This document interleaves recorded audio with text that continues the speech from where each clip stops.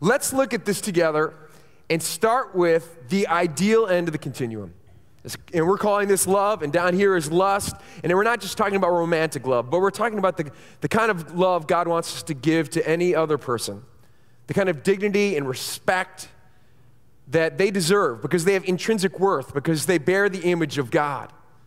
And God's ideal is that when we would relate to one another as men and women, that we would do that in a very holistic, multi-dimensional way. In other words, when I approach a woman, I would look at her and I would see that there's all these dimensions, that she bears the image of God and she has incredible worth. And there's an intellectual component, so I would be curious about what her worldview is and what she's thinking. And there's an emotional component, so I would care about her feelings. There's this relational component. I might be curious about, her family system that she grew up in and her friends and so forth. There's also this spiritual component, so I'd be curious about her experiences with God. And then there's this physical component as well. And as a male member of the species, I'll be the first one to admit, us guys, we have this tendency to sort of put a lot of bandwidth on one of those dimensions and sort of focus on just one of those dimensions in default mode, and we all know what that is. It's the intellectual dimension. That's what our guys are. And ladies, we're tired of you looking at us like a piece of meat. We're fed up. Am I right, guys? We are fed up.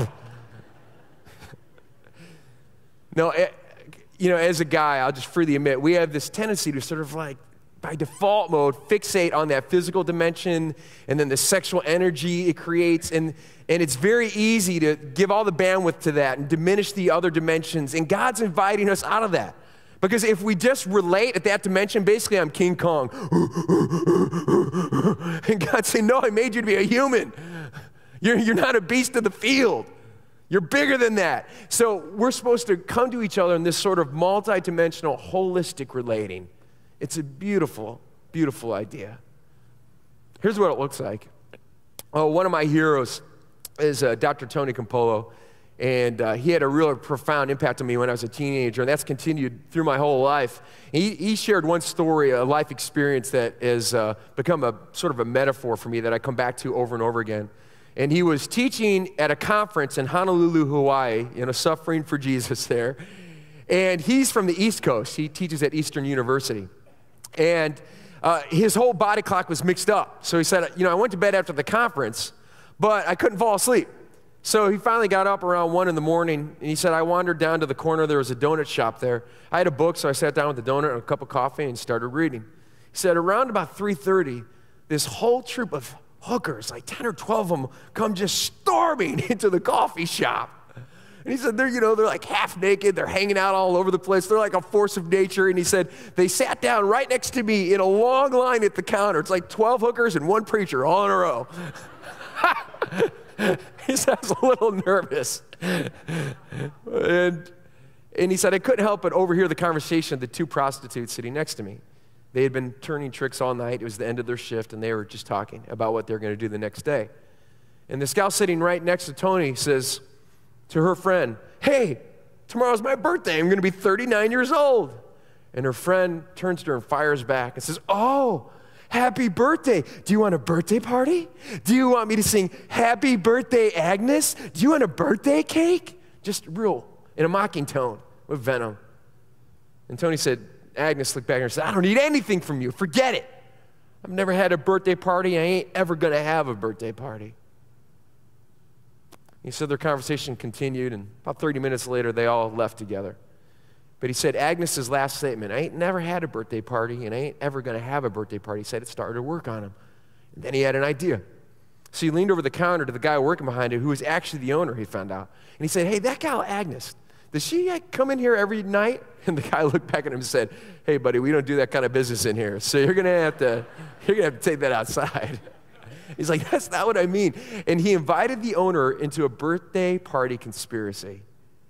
And it ended up that the owner and his wife, who was actually working in the kitchen, knew the prostitutes well because they came in almost every single night. So they came up with the plan. The owner and his wife would make this big birthday cake. Tony would get all the birthday supplies, the decorations, and they'd have a birthday party for Agnes the next night.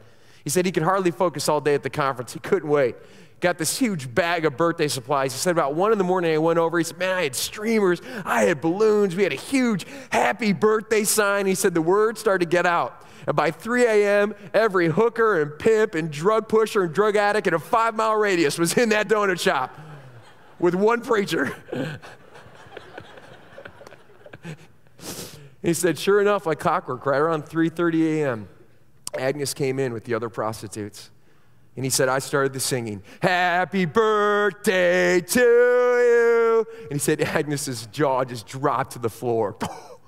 Happy birthday to you. And the tears just started coming down her cheeks. Happy birthday, dear Agnes. Happy birthday to you. And he said her body was just, shaking from crying uncontrollably. But her face was beaming. She was smiling ear to ear. And then they, pushed her up to the front to the counter where this big old birthday cake was. And Tony picked up the knife to cut the birthday cake. And Agnes grabbed his hand and said, stop, mister. And he said, what's the problem? And she said, I ain't never had a birthday cake before. Would it be okay if I kept it for a while? And Tony said, that'd be just fine. And guess what? No one had birthday cake at the birthday party. He said at the end, Agnes picked it up like it was her most prized possession and led this parade of prostitutes out of the donut shop. And who knows, it may still be in her refrigerator for all I know. After the dust settled, the owner was talking to Tony, and he said, you said you're some kind of preacher? And Tony said, yeah. And the guy looked at him and said, what the blank kind of church do you go to? And Tony said it was this moment of inspiration. He said, like my mouth opened, and I said just the right thing for once. And he said, I said this, I go to the kind of church that holds birthday parties for prostitutes at 3:30 a.m. in the morning. And then he said, the guy looked at me and said, no, you don't. And Tony was like, come on, that was a great line, And the guy said, because there isn't a church like that. Because if there was, I'd go to it. You see, most people would look at Agnes in a very one-dimensional way. She's a hooker. She's an object. She's body parts. She's breasts and buns and legs. She's a commodity to be bought and sold. And even if Agnes looks at herself that way, Tony looked at her and said, no, you're so much more. You're so much bigger than that. You're precious to God. You have intrinsic worth. You have a life that's worth celebrating.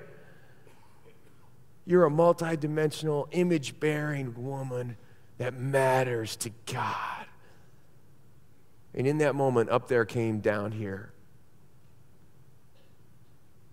And that's what God has designed our relating for. To communicate that kind of wonderful value and wonderful complexity. It's ideal relating.